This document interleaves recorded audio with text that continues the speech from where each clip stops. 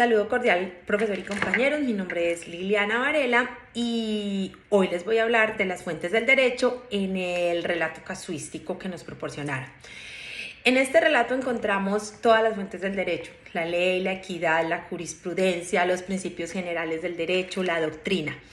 Encontramos entonces la Constitución Nacional de Colombia, que nos habla en su artículo primero que la dignidad humana es un principio fundamental, y en su artículo 11 nos dice que la vida es considerada como un derecho también de carácter fundamental. La Constitución protege el derecho a la vida y a la dignidad humana, por eso introduce el concepto de la calidad de vida, con fundamento en el cual, en un Estado social de derecho, las personas deben vivir de una manera acorde con su dignidad. Si esto se predica de la vida, entonces ¿por qué no predicarlo en el momento de la muerte? Es lo que se pregunta la sentencia C-239 del 97. Encontramos también en el relato casuístico la ley, que es otra fuente del derecho, que es una fuente del derecho de la que nos habla este relato, y es el Código Penal, vigente para ese momento de la sentencia. El Código Penal en ese momento era el Decreto 100 de 1980, que en su artículo 326 regulaba el homicidio por piedad o el homicidio pietístico. La sentencia C-239 del 97 lo que hace es que declara exequible ese artículo 326 demandado de la ley que regía en ese entonces, lo declara exequible, y vemos entonces que en el relato casuístico encontramos la ley como fuente del derecho. Evidenciamos posteriormente que este decreto fue derogado por la ley 599 del 2000, que es el actual Código Penal. Bueno, en el relato casuístico también encontramos la jurisprudencia. Como jurisprudencia podemos notar varias sentencias que han proferido las autoridades judiciales del país, estableciendo la reiteración de los criterios que han influido en casos posteriores. Encontramos entonces la sentencia C-239 del 97, la sentencia C-233 del 2021. Entonces podemos ver que la Corte Constitucional en Colombia ha reconocido el derecho a la muerte digna en varias sentencias, entre ellas en el 97, la sentencia C-239, pues de la que nos habla específicamente el relato casuístico, que despenalizó la eutanasia y reconoció el concepto de la muerte digna, y que el derecho a la vida implica también vivir una vida adecuadamente en condiciones de dignidad. La sentencia C-233 del 2021, la Corte Constitucional de Colombia regula la eutanasia para casos concretos y establece que la eutanasia no debe considerarse un asesinato, sino más bien un acto de humanidad y respeto por la dignidad de la persona. Entonces permite la eutanasia en unos casos concretos, para personas con enfermedades graves o lesiones corporales que causen su sufrimiento, obviamente con el consentimiento informado del paciente y con la asesoría pues del profesional de salud.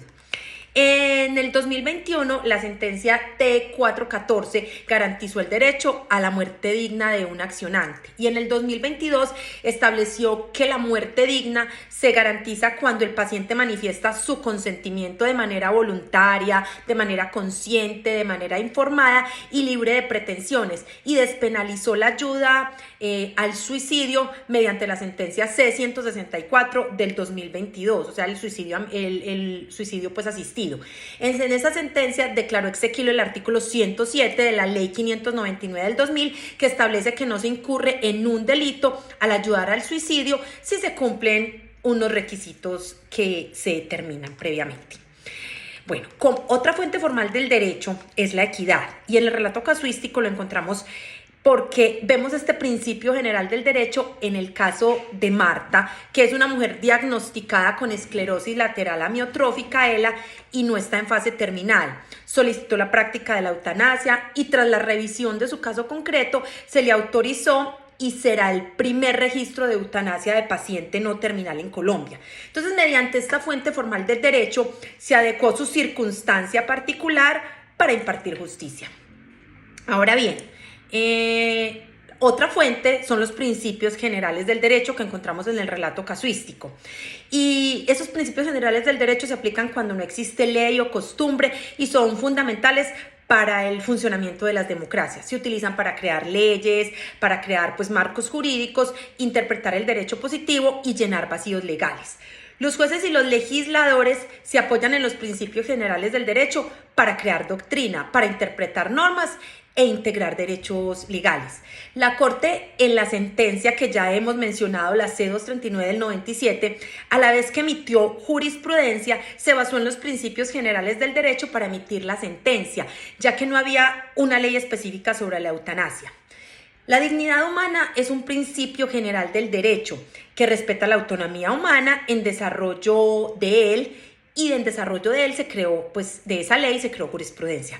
El principio de solidaridad, que tal y como dice la sentencia C-239 del 97, envuelve el deber positivo de todo ciudadano de socorrer a quien se encuentra en una situación de necesidad con medidas humanitarias. Y no es difícil descubrir el móvil altruista y solidario de quien obra movido por el impulso de suprimir el sufrimiento ajeno. La Corte exhortó entonces al Congreso para que, de conformidad con los principios generales del derecho, regulara el tema de la muerte digna. Encontramos también la proporcionalidad, que permitió, en este caso concreto, pues maximizar los derechos fundamentales de la señora Marta de acuerdo con sus posibilidades fácticas y jurídicas. Seguimos con otra fuente del derecho encontrada en el relato casuístico, que es la doctrina. Mediante doctrina y mediante la sentencia se ha denominado homicidio eutanásico o pietístico. Y es que, como lo expresa la Corte, el derecho a la vida no puede reducirse a la mera subsistencia, sino que implica el vivir adecuadamente en condiciones de dignidad. Es por ello que el Estado no puede pretender cumplir con esa obligación desconociendo la autonomía y la dignidad de las propias personas. Por tal motivo, en la doctrina siempre se deja clara la importancia de contar con el consentimiento informado del paciente, así como en el caso de la eutanasia, que los médicos pueden también a su vez hacer objeción de conciencia si dicha práctica va en contra de sus creencias y deberá delegarse a otro profesional. Como doctrina también encontré que se puede ver el test de ponderación propuesto por el tratadista y jurista alemán Robert Alexy, ya que mediante la aplicación del método de ponderación se hacen efectivos los mandatos de optimización que contienen las constituciones al reconocer o consagrar derechos fundamentales, para asegurar la racionalidad y la aplicabilidad del derecho. Vemos entonces que todas las fuentes formales del derecho quedan mencionadas en este relato casuístico.